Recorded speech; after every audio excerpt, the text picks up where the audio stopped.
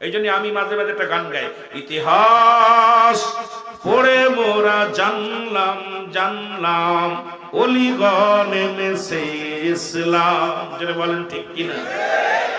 যেহেতু আমার আলোচনা ওদিকে না, শুধু বুঝানোর জন্য বলতেছি। ঘোষণা করে দিলেন কোন দাড়িওয়ালা কোন টুপিওয়ালা এই জমিনের মধ্যে আসতে পারবে না। নৌপথ বন্ধ, এ বাবা শোন, নৌপথ বন্ধ, বিমান পথ বন্ধ, নদী সব বন্ধ করে দিলেন। যদি কোনো ব্যক্তি দাড়িওয়ালারে পার করে তাকে শিরচ্ছেদ করা হবে। যদি কোনো দাড়িওয়ালা টুপিওয়ালারে কোনো ব্যক্তি গাড়িতে উঠায় তাকে শিরচ্ছেদ করা হবে। যদি কোনো ব্যক্তি দাড়িওয়ালা টুপিওয়ালাকে কোনো বিমান যোগে সিলেটের জমিনে আনা হয় তাকে হত্যা করা হবে। নির্দেশ কার? এ জোরে বলেন কার?